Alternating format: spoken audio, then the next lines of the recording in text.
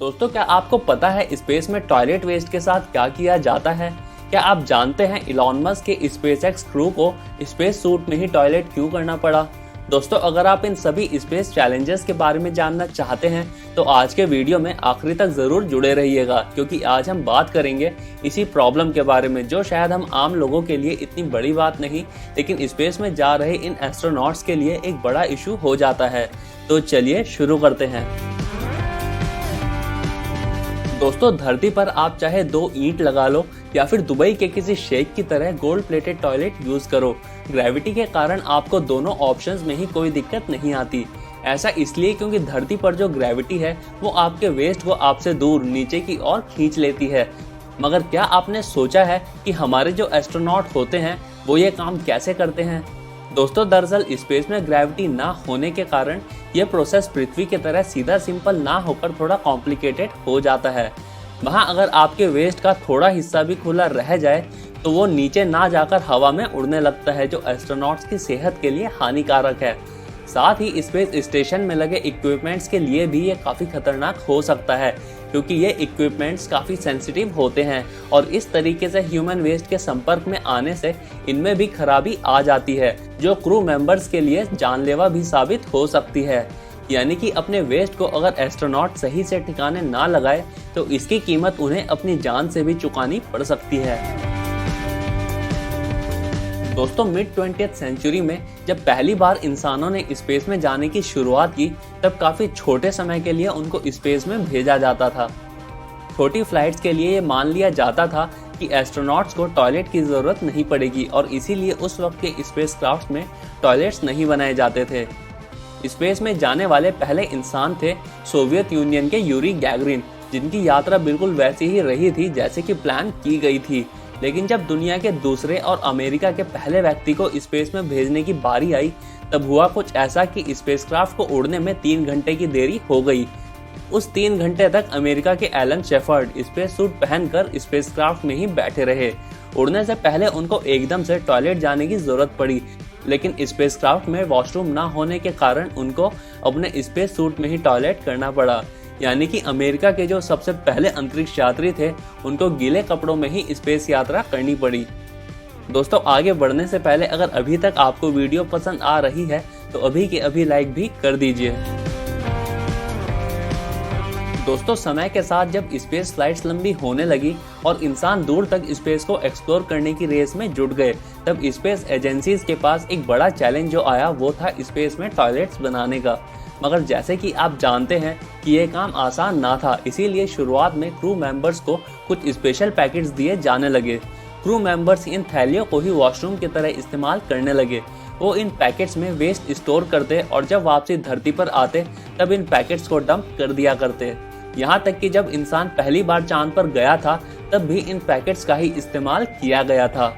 इनमें से कुछ पैकेट्स पर तो रिसर्च भी होती है ये जानने के लिए कि स्पेस में ह्यूमन बॉडी में हो रहे डाइजेशन प्रोसेस में क्या क्या चेंजेस आते हैं। कुछ दशक तक तो यही प्रोसेस चलता रहा, लेकिन स्पेस एक्सप्लोरेशन में बढ़ रहे प्रोजेक्ट्स को देखते हुए स्पेस एजेंसीज के लिए इस टेम्परेरी सॉल्यूशन की जगह परमानेंट सॉल्यूशन निकालना जरूरी हो गया। साल 2000 में पहला स्पेस टॉयलेट डिजाइन किया गया, जिससे थैलियां संभालने वाला इशू तो सॉल्व हुआ, लेकिन इस टॉयलेट को इस्तेमाल करना काफी कॉम्प्लिकेटेड हो गया। इसमें बहुत सारे पाइप्स और बेल्ट्स थी जिनको फिक्स करके ही क्रू मेंबर्स इसको इस्तेमाल कर सकते थे। ये पाइप्स और बेल्ट्स इसलिए थे ताकि टॉयलेट पर बैठकर अपने शरीर को बांधकर अच्छे से टॉयलेट सीट से जोड़ा जा सके। इतनी मेहनत के बाद भी अगर हल्का सा लूज कहीं से रह जाए तो वहां से वेस्ट बाहर आकर वही दिक्कतें कर सकता था जिनसे बचने के लिए थैलियां यूज की जाती थी। हर बार इस पर बैठकर टाइट सील बनाना मुमकिन नहीं था और साथ ही इस टॉयलेट को साफ रखने में भी क्रू मेंबर्स को काफी दिक्कत होती थी। इसीलिए कुछ साल तक तो ये इस्तेमाल होता रहा, लेकिन साथ ही साथ नासा इससे बेहतर डिजाइन सोचने में लगी रही। फाइनली $23 मिलियन यानी कि 170 करोड़ रुपए खर्च करके नासा ने 2018 में एक नया और बेहतर टॉयलेट डिजाइन किया, जिससे एस्ट्रोनॉट्स की जिंदगी में काफी आसानी हो गई। दोस्तों, 2018 में जो टॉयलेट डिजाइन किया गया, नासा ने उसको सबसे पहले ISS यानी कि इंटरनेशनल स्पेस स्टेशन में अपने एस्ट्रोनॉट्स के लिए लगवाया। ये एक बहुत ही खास तरीके से बनाया गया वैक्यूम टॉयलेट है जिसने इस मामले में एस्ट्रोनॉट्स की लगभग सारी दिक्कतों का समाधान दे दिया। इस टॉयलेट पर बैठते ही इसमें सक्शन शुरू हो जाता है जिससे सारा वेस्ट नीचे की ओर खिंचा चला जाता है। इसके अलावा इसमें कुछ हैंडल्स भी हैं जहां एस्ट्रोनॉट्स अपने हाथ और पैर फंसा सकते हैं। इन हैंडल्स में हाथ पैर फंसाने से फायदा यह होता है कि इंसान ग्रेविटी की कमी से इधर उधर नहीं उड़ेगा और सीट पर काम होने तक बना रहेगा। ये टॉयलेट्स आम टॉयलेट्स के मुकाबले थोड़े छोटे भी बनाए गए हैं ताकि इस पर बैठकर वैक्यूम बन सके और आसपास एक्स्ट्रा जगह ना रहे। दोस्तों वैसे कई बार स्पेसक्राफ्ट्स में बने ये टॉयलेट्स टेक्निकल फॉल्ट के कारण खराब भी हो जाते हैं जिस कारण इनसे लीकेज शुरू हो जाता है और इनको इस्तेमाल करना मुमकिन नहीं रह पाता। ऐसा ही कुछ हुआ इलॉन मस्क की कंपनी स्पेसएक्स के क्रू मेंबर्स के साथ। स्पेसएक्स के crew members international space station से धरती की ओर लौट रहे थे लेकिन उनके स्पेसक्राफ्ट के टॉयलेट में दिक्कत आने से उसको इस्तेमाल करने से मना कर दिया गया। और फिर हुआ ऐसा कि इन क्रू मेंबर्स को वही काम करना पड़ा जो 1961 में अमेरिका के पहले अंतरिक्ष यात्री एलन शेफर्ड ने किया था, यानी कि इन्हें अपने स्पेस सूट्स में ही पी करना पड़ा और गीले कपड़ों में धरती तक का सफर तय करना पड़ा। दोस्तों आगे बढ़ने से पहले आपको बता देते हैं कि ऐसे ही रोचक स्पेस टॉपिक्स देखने के लिए आप इस वीडियो के बाद ऊपर आई बटन में या नीचे डिस्क्रिप्शन में स्पेस वीडियोस के लिंक्स ढूंढ सकते हैं। दोस्तों एक फुली फंक्शनल स्पेस टॉयलेट का निर्माण तो हमारे इंजीनियर्स ने कर दिया, लेकिन क्या आपने सोचा है कि स्पेस में इन टॉयलेट्स के माध्यम से जो भी वेस्ट इकट्ठा होता है उसके साथ क्या किया जाता है? दोस्तों अगर आप सोच रहे हैं कि इस वेस्ट को धरती पर लौटने तक संभाल के रखा जाता है तो ऐसा बिल्कुल भी नहीं है। दरअसल इस वेस्ट का कुल भार धीरे धीरे काफी बढ़ जाता है और इसको धरती पर लौटने तक संभाल के रखना एक अच्छा सॉल्यूशन नहीं है।